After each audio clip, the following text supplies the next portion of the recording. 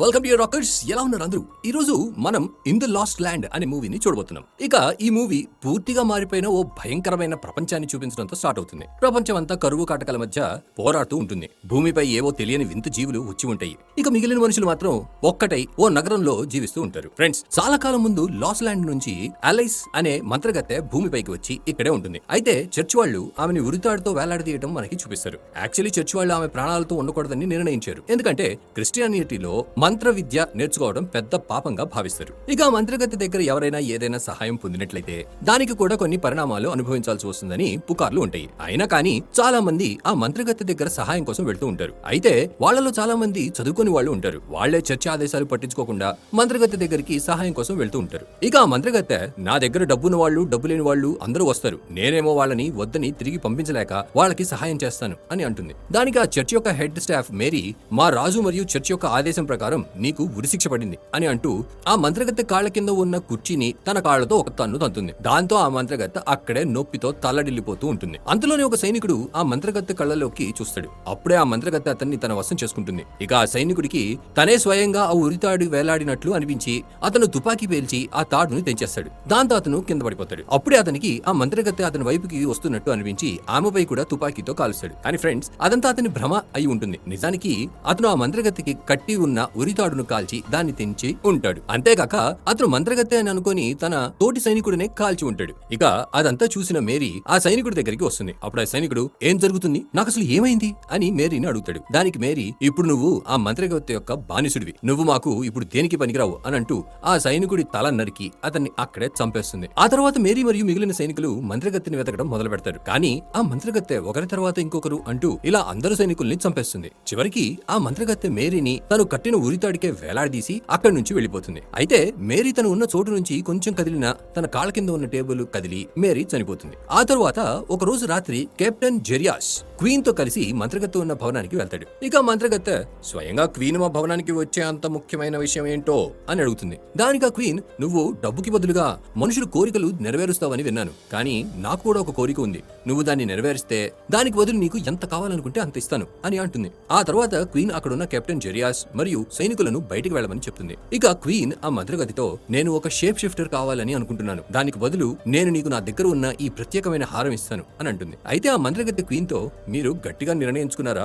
ఒకసారి కోరిక నెరవేరిన తర్వాత మీరు పశ్చాత్తాపం పడే అవకాశం ఉంది, ఈ విషయం మాత్రం గుర్తుంచుకోండి అని అంటుంది. కానీ ఆ క్వీన్ ఖాళీ చేతులతో తిరిగి వెళ్ళకూడదని గట్టిగానే నిర్ణయించి ఉంటుంది. ఇక ఆ మంత్రగత్తె, నేను ఒక వేటగాడితో కలిసి లాస్ట్ ల్యాండ్ కి వెళ్తాను, అక్కడ నేను షేప్ షిఫ్టర్ ని వెతికి తీసుకొస్తాను, ఆ తర్వాత దాని శక్తులు తీసి వాటిని మీకు ఇస్తాను, కానీ ఈ పనికి నాకు పౌర్ణమి వరకు సమయం కావాలి, అయితే పౌర్ణమికి ఇంకా 6 రోజులు మిగిలి ఉన్నాయి అని క్వీన్ తో అంటుంది. ఇక క్వీన్ అక్కడి నుంచి వెళ్లిపోయిన తర్వాత మంత్రగత్తె తన అస్త్రాలు తయారు చేస్తూ ఉంటుంది. అప్పుడే కెప్టెన్ జెరియాస్ అక్కడికి వస్తాడు. అతను ఆ మంత్రగత్తెకి తన దగ్గర ఉన్న ఒక అరుదైన వాచ్ చూపిస్తూ, నేను కూడా ఒక కోరిక కోరదామని వచ్చాను, నా కోరిక ఏంటంటే మా క్వీన్ కోరిక ఎప్పటికీ నెరవేరకూడదు అని అంటాడు. దానికి ఆ మంత్రగత్తె జెరియాస్ ని, నువ్వు క్వీన్ కి ద్రోహం చేయాలని అనుకుంటున్నావా అని అడుగుతుంది. అప్పుడే జెరియాస్, లేదు లేదు, నిజానికి క్వీన్ కి ఆమె కోరిన కోరిక ఎవరికీ మంచిది కాదనే విషయం తెలియదు, ఇక ప్రస్తుతానికి ఈ విషయం ఆమెకి అర్థం కాదు, కానీ నేను ఆమె కెప్టెన్ ని, అందుకే ఆమెను కాపాడటం నా కర్తవ్యం, అంతేకాక మీరు అందరి కోరికలు కాదనకుండా తీరుస్తారని కూడా విన్నాను అని అంటాడు. దాంతో మంత్రగత్తె జెరియాస్ యొక్క కోరికను నెరవేర్చడానికి కూడా ఒప్పుకుంటుంది. ఇక జెరియాస్ అక్కడి నుంచి వెళ్లిపోయిన తర్వాత ఆ మంత్రగత్తె ఏదో చేతబడి చేస్తుంది. దాంతో తాను గాలిలో ఎగరటం మొదలు పెడుతుంది. అంతేకాదు తనతో పాటు తన చుట్టుపక్కల ఉన్న సామానులు కూడా ఎగురుతాయి. అప్పుడే ఆమెకి ఒక తోడేలు అరుస్తున్నట్టు, కొంతమంది ఒక నది దాటుతున్న దృశ్యం కనిపిస్తుంది. ఇక ఆ నదిలో ఎన్నో చాలా పుర్రెలు కూడా ఉంటాయి. అయితే వాళ్ళు ఆ నది దాటుతూ ఉండగా ఆ తోడేలు వాళ్ళపై దాడి చేసి వాళ్ళను చంపేస్తుంది. ఇక వాళ్ళ దగ్గర ఎన్నో ఆయుధాలు ఉన్నప్పటికీ ఆ తోడేలు ముందు అవి దేనికి పనికి రాకుండా పోతాయి. ఇక ఇదంతా చూసి ఆ మంత్రగత్తె కొంచెం కంగారు పడుతుంది. ఇంకోవైపు రాజభవనంలో కింగ్ మంచం పైన టాయిలెట్ కి వెళ్లడంతో మంచం పూర్తిగా తడిసిపోతుంది. ఇది చూసి క్వీన్ కోపంతో అతనిపై అరుస్తూ, ఒక గంట కొట్టి పనోళ్లను పిలవలేరా అని మండిపడుతుంది. తర్వాత క్వీన్ స్వయంగా గంట కొట్టి పని వాళ్లను లోపలికి పిలుస్తుంది. యాక్చువల్లీ ఫ్రెండ్స్, మన కింగ్ చావు దగ్గర పడుతుంది. అయితే అతను తన మంచం నుంచి కిందకి దిగలేని స్థితిలో ఉన్న యవ్వనంగా ఉన్న ఒక అమ్మాయిని పెళ్లి చేసుకున్నాడు. కానీ కింగ్ ముసలాడైనందువల్ల ఆమె కోరికలను తీర్చలేకపోతాడు. దాంతో ఆమె ఎప్పుడు కొంచెం చిరాకుగానే ఉంటుంది. ఇక ఆ క్వీన్ కి గతంలో బాయ్స్ అనే ప్రియుడు ఉండేవాడని చూపిస్తారు. అయితే అతను క్వీన్ ని వదిలేసి వెళ్లిపోయి ఉంటాడు. అయినా ఇప్పటికీ అతను క్వీన్ కి గుర్తొస్తాడని చూపిస్తారు. ఇక ప్రెసెంట్ లో ఆ మంత్రగత్తె ఒక పబ్ కు వెళ్లి బాయ్స్ ని కలుస్తుంది. అప్పుడు ఆమె బాయ్స్ తో, నువ్వు లాస్ట్ ల్యాండ్స్ లో ప్రయాణించే ఒక వేటగాడివని విన్నాను అని అంటుంది. దానికి బాయ్స్ కొంచెం కోపంగా మొహం పెట్టుకుని, నేను ఇక్కడ ఎవరితోనూ మాట్లాడడానికి రాలేదు, కేవలం కార్డ్స్ ఆడడానికే వచ్చాను అని అంటాడు. ఇక అతన్ని సంతోషపెట్టడానికి ముందుగా మంత్రగత్తె బాయ్స్ తో కార్డ్స్ ఆడుతుంది. ఆ ఆటలో ఆమె బాయ్స్ ని ఓడిస్తుంది. తర్వాత ఆమె అతనితో మాట్లాడటం మొదలు పెడుతుంది. ఇక బాయ్స్, నేను ఒక ఖరీదైన వేటగాడిని, నన్ను కిరాయికి తీసుకెళ్లే అంత స్తోమత అందరికీ ఉండదు అని అంటుంది. దానికి మంత్రగత్తె, అరే నువ్వు అదంతా ఆలోచించాల్సిన అవసరం లేదు, నీకు ఇవ్వడానికి నా దగ్గర చాలా డబ్బు ఉంది అని సమాధానం ఇస్తుంది. అప్పుడు బాయ్స్, ఈ నగరం బయట చాలా ప్రమాదకరం, అందుకే ఈ నగరంలో నువ్వు ఎంత పెద్ద మంత్రగత్తె అయినా సరే ఇక్కడి నుంచి బయటికి వెళ్తే నీ శక్తులు దేనికి పనికిరావు, లాస్ట్ ల్యాండ్ లో నువ్వు ఎవరికి తెలియకుండా పోతావు అని అంటాడు. దానికి ఆ మంత్రగత్తె, అయినా సరే ఒక ఒప్పందం చేసుకుందాం, లాస్ట్ ల్యాండ్ కి వెళ్లిన తర్వాత ఒకవేళ నేను శక్తులు తగ్గి బలహీనమై పడిపోతే నువ్వు నన్ను వదిలేసి వెళ్ళిపో, అలాగే నువ్వు బలహీనుడు అయితే నేను కూడా నిన్ను వదిలేసి వెళ్ళిపోతాను అని బాయ్స్ తో అంటుంది. అయితే ఇలా వాళ్ళిద్దరూ మాట్లాడుతూ ఉండగా చర్చ్ వాళ్ళు మంత్రగత్తెపై దాడి చేస్తారు. అప్పుడు బాయ్స్ మరియు మంత్రగత్తె కలిసి వాళ్లతో పోరాడతారు. ఇక్కడే మనకి బాయ్స్ దగ్గర ఉన్న ఒక వింత ఆయుధాన్ని చూపిస్తారు.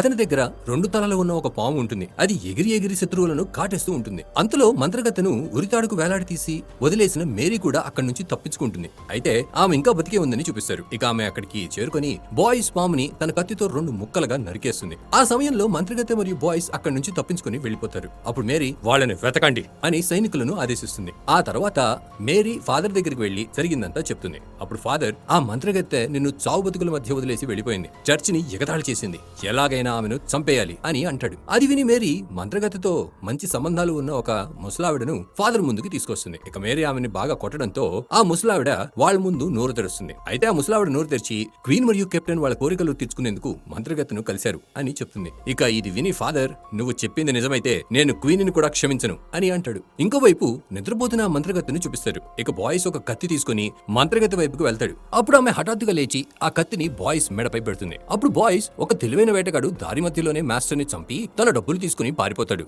అని అంటూ మంత్రగత్తె చేతి నుంచి కత్తి తీసుకుని ఆమె పక్కనే ఉన్న ఒక పురుగుని ఆ కత్తితో చంపేస్తాడు. ఆ తర్వాత బాయ్స్, కానీ నేను ఒక తెలివైన వేటగాడిని కాదు అని అంటాడు. అయితే ఆ క్షణానికి చూడడానికి ఆ వేటగాడు నిజంగానే మంత్రగత్తెను హత్య చేసి డబ్బు తీసుకుని పారిపోతాడేమో అని అనిపిస్తుంది. కానీ తర్వాత బాయ్స్ ఆ పురుగుని చంపి మంత్రగత్తె ప్రాణాలు కాపాడడానికి అలా చేశాడని తెలుస్తుంది. ఇక తర్వాత రోజు వాళ్ళిద్దరు కలిసి తిరిగి వాళ్ళ ప్రయాణం మొదలు పెడతారు. అలా వెళ్తూ వాళ్ళు రాస్ మరియు మారా ఉన్న ప్రదేశానికి చేరుకుంటారు. ఫ్రెండ్స్, ఇక్కడ రాస్ మరియు మారా ఇద్దరు అన్న చెల్లెలు, అంతేకాక బాయ్స్ కి మంచి స్నేహితులు కూడా. ఇక ఆ రోజు రాత్రి వాళ్ళు అక్కడే గడపాలని నిర్ణయిస్తారు. అదే రోజు రాత్రి బాయ్స్ మరియు మారా మధ్య సంబంధం ఏర్పడుతుంది. అప్పుడు మారా బాయ్స్ తో, ఇప్పుడు నేను నిన్ను మళ్ళీ కలవాలంటే ఇంకో సంవత్సరం ఎదురు చూడాలా అని అడుగుతుంది. దానికి బాయ్స్, నేను బతుకుంటే త్వరలోనే మళ్ళీ కలుస్తాను అని అంటాడు. అప్పుడు మారా, నువ్వు ఇన్నాళ్ళుగా ఇక్కడికి వస్తూ వెళ్తూ ఉన్నావు, కానీ ఇప్పటి వరకు నువ్వు ఎవరు, ఎక్కడి నుంచి వచ్చావు, ఇవన్నీ నాకు తెలీదు అని అంటుంది. ఇక బాయ్స్ మంత్రగత్తెతో కలిసి మర్నాడు ఉదయం బయలుదేరతాడు. మార్గ మధ్యలో బాయ్స్ మంత్రగత్తెతో, ఇది మన చివరి సురక్షిత స్థలం, ఇకపై ఎదురయ్యే ప్రతి అడుగు ప్రమాదాలతో కూడి ఉంటుంది అని అంటాడు.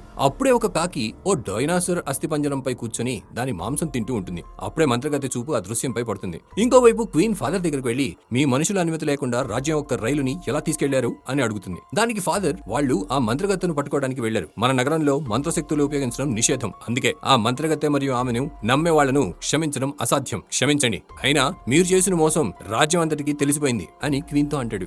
దానికి క్వీన్, ఇవన్నీ ఊరికే పుకార్లే అని అంటుంది. అప్పుడు ఫాదర్, మంట లేకుండా పొగరాదు అని క్వీన్ తో అంటాడు. ఆ తర్వాత ఫాదర్ మేరీతో, మన కింగ్ త్వరలోనే చనిపోతారు, ఇక క్వీన్ కూడా ఆయనను మోసం చేస్తుంది, పైగా వాళ్ళకి సంతానం కూడా లేదు, అందుకే త్వరలోనే ఈ రాజ్యం ఒక కొత్త రాజ్యంలో మారిపోతుంది అని అంటాడు. తర్వాత చర్చ్ యొక్క సైనికులు రాస్ ని సంకెళ్లతో కట్టేసి అతన్ని బాగా కొడుతున్నారని చూపిస్తారు. అయితే ఎంత కొట్టినా రాస్ అసలు నోరు తెరవడు. దాంతో వాళ్ళు రాస్ నోట్లో మంటలు పెడతారు. అయితే మారా ఈ భయంకరమైన దృశ్యం చూడలేక బాయ్స్ మరియు మంత్రగత్తె కపాలలో ఉన్న నది దగ్గరికి వెళ్లారు అని చెప్పేస్తుంది. ఫ్రెండ్స్, మారా నిజం చెప్పేస్తే వాళ్ళు ఆమెను వదిలేస్తారేమో అని అనుకుంది. కానీ మేరీ ఆ ప్రదేశాన్ని ధ్వంసం చేయమని తన సైనికులకి ఆదేశిస్తుంది. ఫ్రెండ్స్, పౌర్ణమికి ఇంకా 3 రోజులు మిగిలి ఉంటాయి. అయితే బాయ్స్ దారిలో అతని స్నేహితుడు సైరస్ ని కలిసి వెళ్దామని అనుకుంటాడు. కానీ సైరస్ ఉండే చోటికి వెళ్ళగానే వాళ్ళు ఆశ్చర్యపోతారు. ఎందుకంటే అక్కడ ముందుగానే సైరస్ శవం వేలాడుతూ ఉంటుంది. సైరస్ ని ఎవరో ముందే చంపేసి ఉంటారు. అప్పుడే ఆ మంత్రగత్తెకి అక్కడ ఎవరో ఉన్నారన్నట్టు అనిపిస్తుంది. వాళ్ళు ఇంకెవరో కాదు, మేరీ మరియు ఆమె సైనికులు అయి ఉంటారు. అయితే ఆ మంత్రగత్తె వాళ్ళను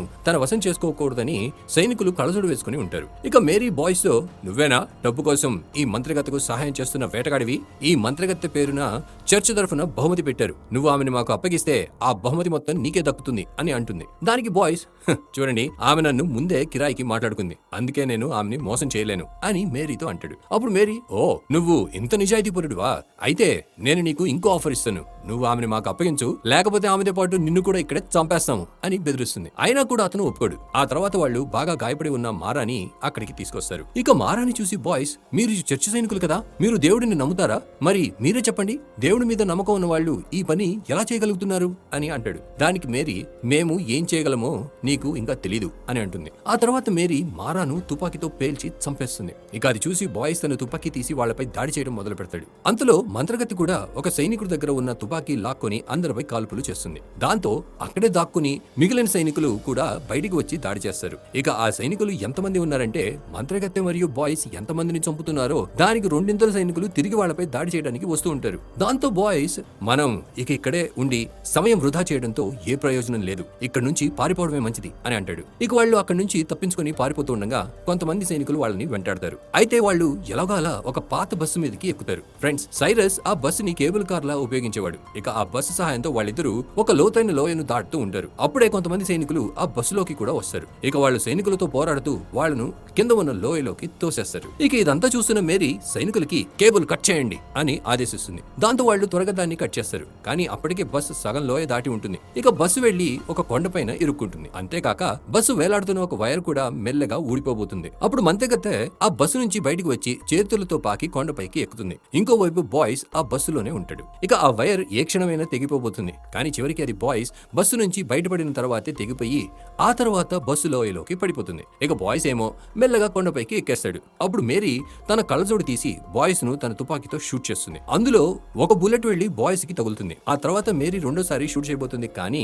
తన కళ్ళజోడు వేసుకోకపోవడం వల్ల మంత్రగత్తె ఆమెను తన వశం చేసుకుంటుంది. అప్పుడు మేరీకి కాసేపు ఏమీ కనిపించదు. ఆ సమయంలో మంత్రగత్తె బాయ్స్ ని తీసుకుని అక్కడి నుంచి ముందుకు వెళ్లిపోయి ఉంటుంది. అయితే కేబుల్ కట్ చేసినందుకు ఇప్పుడు మేరీ మరియు ఆమె సైనికులు అటువైపు వెళ్లాలంటే చాలా కష్టాలు ఎదుర్కోవాల్సి వస్తుంది. ఆ తర్వాత రాత్రి వేళ అవుతుంది. దాంతో మంత్రగత్తె మరియు బాయ్స్ ఒక చోట కట్టెలతో నిప్పు వేసి ఆగుతారు. అక్కడ మంత్రగత్తె బాయ్స్ కి తన ప్రాణాలు కాపాడినందుకు ధన్యవాదాలు తెలుపుతుంది. ఆ తర్వాత అతను తన భుజానికి తగిలిన బుల్లెట్ ని బయటికి తీయడానికి ప్రయత్నిస్తాడు. ఇక అతను మంత్రగత్తెతో తన గాయానికి కుట్లు వేయమని చెప్తాడు.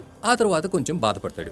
బాయ్స్ రాయ్స్ మరియు మారా గురించి ఆలోచించి బాధపడతాడు. ఎందుకంటే వాళ్ళిద్దరూ చాలా మంచోళ్ళు. ఇక బాయ్స్ మంత్రగత్తెతో, నువ్వు చూస్తూ ఉండు, నేను మేరీ మరియు ఆమె మనుషులకి వాళ్ళు చేసిన దానికి తప్పకుండా పెద్ద శిక్ష ఇస్తాను అని అంటాడు. ఇంకోవైపు క్వీన్ కింగ్ దగ్గరికి వెళ్లి తన కడుపుతో ఉందని చెప్పి కింగ్ తో, మన వారసుడు రాబోతున్నాడు, అయినా మీరు ఇందులో సంతోషపడాల్సిన విషయం ఏం లేదు, ఎందుకంటే ఇందులో మీ సహకారం ఏమీ లేదు, నాకు పుట్టబోయే బిడ్డకి తండ్రి బాయ్స్ అని అంటుంది. ఇక క్వీన్ హఠాత్తుగా కింగ్ మొహంపై ఒక దిండు పెట్టి అతన్ని చంపేస్తుంది. ఆ తర్వాత ఆమె బెల్లు కొట్టి పని వాళ్లను పిలిచి, అయ్యో కింగ్ కి ఏదో అయింది, ఏంటో ఎవరైనా వచ్చి చూడండి అని నటిస్తుంది. ఆ తర్వాత రోజు పొద్దున్నే మంత్రగత్తె మరియు బాయ్స్ ముందుకు సాగి ఒక ప్రమాదకరమైన ప్రదేశానికి వచ్చి ఆగిపోతారు. అయితే ఆ ప్రదేశంలో చాలా మంది మాన్స్టర్స్ లు రాత్రి వేళ అవగానే బయటికి వస్తారు. ఇక ఆ ప్రదేశంలో అంతకు ముందు ఒక ఫ్యాక్టరీ ఉండేది. దాంతో అక్కడ చాలా ఫ్యూయల్ ఉంటుంది. ఇక వాళ్ళు ఆ ఫ్యూయల్ తో చుట్టూ మంటలు వేసుకుంటారు. ఎందుకంటే మాన్స్టర్లకి మంటలు అంటే చాలా భయం. అయితే వాళ్ళు చుట్టూ మంటలు వేసి మధ్యలో నుంచుంటారు. కానీ ఆ మాన్స్టర్లు కొంచెం తెలివైన వాళ్ళు కావడంతో వాళ్లలో ఒక మాన్స్టర్ మంటల మీద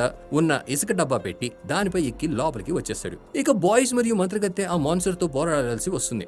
కానీ ఆ మాన్స్టర్ ఏం చేసినా చావడు. దాంతో మంత్రగత్తె ఒక ఫ్యూయల్ డబ్బా మీద బాణం వేస్తుంది. దాంతో ఒక పెద్ద పేలుడు జరిగి ఆ మాన్స్టర్ అందులో చనిపోతాడు. కానీ అప్పటి వరకు చాలా మంది మాన్స్టర్లు ఒక ఎత్తుకు వెళ్లి అక్కడి నుంచి మంటల్లోకి దూకి బాయ్స్ మరియు మంత్రగత్తెపై దాడి చేస్తారు. ఇక వాళ్లలో ఒక మాన్స్టర్ మంత్రగత్తెను గుర్తుపడతాడు. ఆ మాన్స్టర్ మంత్రగత్తె కళ్ళలోకి చూసి, నువ్వు మళ్ళీ ఇక్కడికి వచ్చి ఉండకూడదు అని అంటాడు. ఇక ఆ మాన్స్టర్ మంత్రగత్తె కళ్ళలోకి చూడగానే తన వశం అయిపోతాడు. ఆ మాన్స్టర్ మిగతా మాన్స్టర్లకి బాయ్స్ మరియు మంత్రగత్తెను వదిలేయమని చెప్తాడు. ఆ తర్వాత మంత్రగత్తె తన శక్తినంతా ఉపయోగించి తన చేతుల్లో నుంచి మంటలు వచ్చేలా చేస్తుంది. ఇక ఆ మంటల్లో అన్ని మాన్స్టర్లు కాలి బూడిదైపోతారు. దాంతో బాయ్స్ కూడా ఆశ్చర్యపోతాడు. ఇక బాయ్స్, ఏంటి నీ చేతుల్లో నుంచి మంటలు కూడా తేగలవా అని మంత్రగత్తెను అడుగుతాడు. దానికి ఆమె, అవి నిజమైన మంటలు కావు, అవి భ్రమ మాత్రమే, ఇక ఆ మాన్స్టర్లను చంపడానికి అలాంటి భ్రమ చాలు అని అంటుంది. అప్పుడు బాయ్స్, నువ్వు వాళ్లను ఇంత సులభంగా చంపగలవు, అయినా కూడా ఇంతసేపు ఎందుకు పోరాడావు అని అడుగుతాడు. దానికి మంత్రగత్తె, నేను ఏ శక్తులు ఉపయోగిస్తానో దానికి నేను ఒక మూల్యం చెల్లించాల్సి వస్తుంది అని అంటుంది. ఇక బాయ్స్, ఆ మాన్స్టర్ల నాయకుడు నీతో ఏం మాట్లాడాడు అని అడుగుతాడు. దాంతో మంత్రగత్తె, యాక్చువల్లీ ఈ ప్రదేశంలో ఒక చోట నిధి ఉంది. అయితే ఒక రోజు ఒక వ్యక్తి అత్యాశపడి నా దగ్గర సహాయం కోరుతూ వచ్చాడు. నీకు తెలిసినట్టే నేను ఎవరికి సహాయం చేయడానికి నిరాకరించను కాబట్టి అతనికి కూడా సహాయం చేశాను. అయితే అతనికి సహాయం చేయడానికి నేను అతన్ని ఇక్కడికి తీసుకొచ్చాను. ఇక ఇక్కడ విడుదలైన ఒక విచిత్రమైన గ్యాస్ వల్ల ఇక్కడ ఉన్న వాళ్ళందరూ మాన్స్టర్లుగా మారిపోయారు. నిజానికి నేను ఎవరికీ సహాయం చేయకుండా ఉండలేను. కానీ అసలు ఎవరూ నన్ను సహాయం కోసం అడగకూడదు. నన్ను ఒంటరిగా వదిలేయాలి. ఎందుకంటే నేను నేను చేసే సహాయానికి కొన్ని పరిణామాలు ఉంటాయి అని బాయ్స్ అంటుంది. దానికి బాయ్స్ నువ్వేమీ దిగులు పడకు, నేను నీతోనే ఉంటాను అని అంటాడు. ఇంకోవైపు పౌర్ణమి రావడానికి ఒక రోజు మిగిలి ఉంటుంది. ఇక ఫాదర్ ప్రజలందరినీ పిలిచి మన పాత కింగ్ చనిపోయారు, అంతేకాక మన క్వీన్ కూడా కడుపుతో ఉంది, అందుకే ఇప్పటి నుండి మన యువరాజుకి 16 ఏళ్లు వచ్చేంత వరకు మన రాజ్యంలో ముఖ్య నిర్ణయాలన్నీ క్వీనే తీసుకుంటుంది అని అంటాడు. ఫ్రెండ్స్, ఒకవైపు ఫాదర్ ఒక నమ్మకస్తులైన సేవకుడిగా నటిస్తూ, ఇంకోవైపు అతను మేరీతో నా దగ్గర మరో దారి లేక నేను ఆమెను గౌరవిస్తున్నట్టు నటించాల్సి వస్తుంది. ఎందుకంటే క్వీన్ బలం రోజు రోజుకు పెరుగుతుంది. మనం త్వరలోనే ఆ మంత్రగత్తెను పట్టుకోవాలి. ఆ తర్వాత ఆమె చేత సాక్ష్యం చెప్పించి మంత్రగత్తె మరియు క్వీన్ ఇద్దరిని చంపేయాలి అని అంటాడు. ఫ్రెండ్స్, ఆ సమయంలో మేరీ తన సైనికులతో పాటు ఒక ట్రైన్ లో లోయను దాటి ముందుకు వెళ్తూ ఉంటుంది.